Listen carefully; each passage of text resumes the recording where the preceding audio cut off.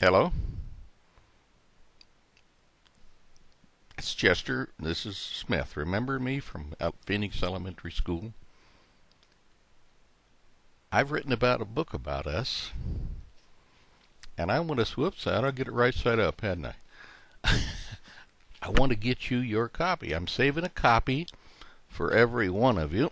I've got a box of 100 out there, and that was about the number of kids that were in our class over a 5-year period. So want to send out this little movie to kind of get your attention. What do you say, Chester?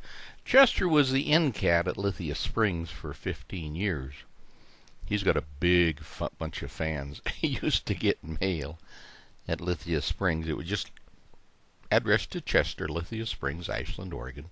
And he always got it, and they sent him toys. And somebody sent him a toy mouse.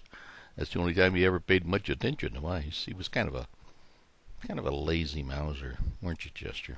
You know, he bit me a minute ago. I was making a little video trying this thing out, and he was sitting on my lap, and I was petting him, and all of a sudden he bit me. He bit me. Chester bit me.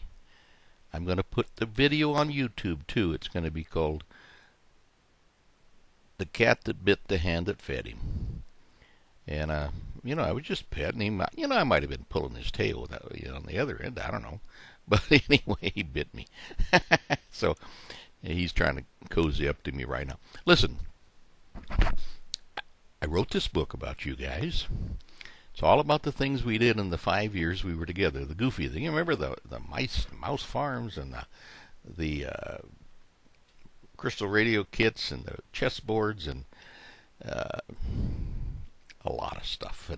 And let me read what the editor at West Press said when she got the manuscript. What would happen if you threw the teacher's curriculum out the window and empowered 4th through 6th graders to learn at their own pace, focused on their areas of interest and abilities?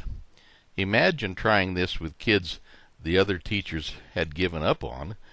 Then mix in with some troublemakers along with a third of or some bright but bored students in need of a good challenge. And then throw in a few people that the parents just wanted them in there. One of the school board members had his daughter in our class because he just liked what we did. And he thought school ought to be fun for kids. Now there's an earth-shaking experience. This experiment actually occurred in the 70s. Led by a renegade teacher himself, a damaged student who had struggled with his own dyslexia before the condition was recognized, and an optimistic school superintendent who was intrigued with the idea of teaching problem solving and life skills instead of facts, figures, and formulas. Fast-paced stories of classroom projects run amok. Run amok? We had any projects that run amok? And students facing their inner demons will warm your heart, entertain you. Plus, they may provide food for thought on reaching kids through experimental learning before they lose their love of learning and fall prey to the negative peer groups. So there it is. I got a copy for you, and you know what? I'll even autograph it. And you know that autograph, man, my autograph with about $3.50 to go with it will buy you a cup of coffee at Starbucks. It's that valuable. So, in about within the next few days, I'll send you another video if I can get Chester to help me. And I'll send you a video that'll tell you the website to go to and how you get the book. All you got to do is read the book. We'll give you an electronic copy to read on your Kindle or your Nook, and that's free from Amazon.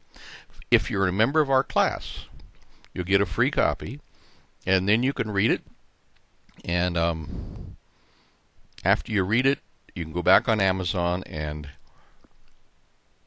do a review of the book. And, if you could just say, yeah, I was in that class. What a nice guy he was. Yeah, right. Okay. And no, if you give us a 5-star review on our book, it might sell a few too. So anyway, if you know, but if there's something about the book or your memories of the class that you don't feel like giving us a 5-star rating, why don't you email me and tell me about it? And we're coming out with a second book next month, and we're looking for a few more good stories of what happened to you guys over the next 40 years. So the first book is what happened in the classroom. The second book is what happened over the ensuing 40 years as you raised your kids and lived life. And the third book will be about our theory of education and what worked and what didn't work.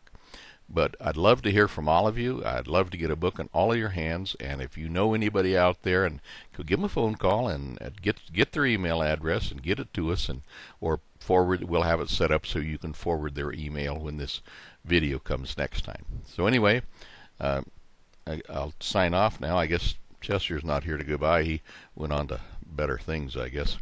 But first of all, thanks for the memories. I remember those days as some of the finest, most fun and interesting times of my life.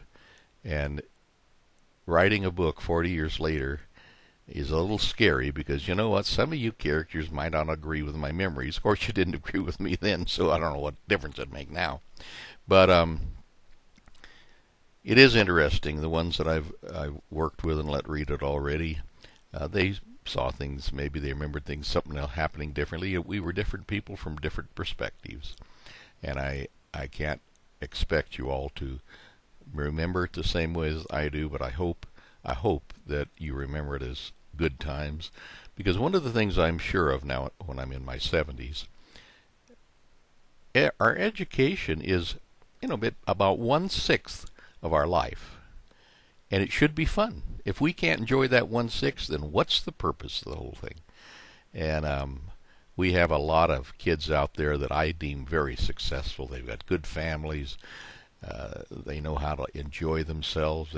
They're not hung up on prestige and wealth and power. What good does it do? I don't consider a guy a success that has lots of money, but he's been married 5 times and he's got 6 kids by 4 different wives, and they're on drugs and he's drunk all the time. That's not success, people. Money and fame and power does not buy you happiness. Happiness is success.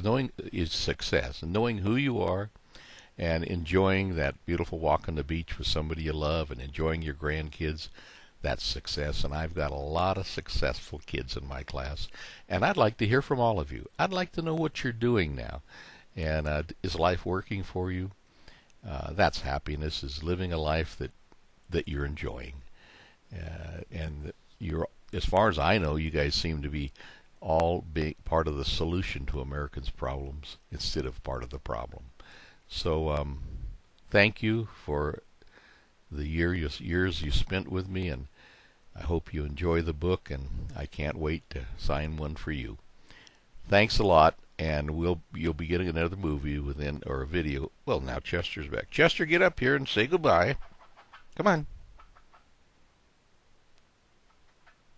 Come on, Chester. He's going to make me bribe him.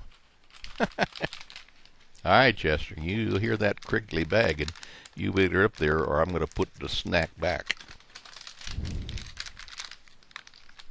There you go. Guess he's getting so old he's afraid to jump up on that chair.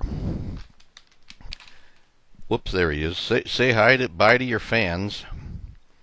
You know some of them, don't you? You met them at the end that night. Well, listen. Be watching for my next video, and get in contact with anybody you knew from our class and tell them that I've got a book for them. And anybody you knew from Phoenix Elementary that wasn't in our class, I'll still give them a free electronic copy.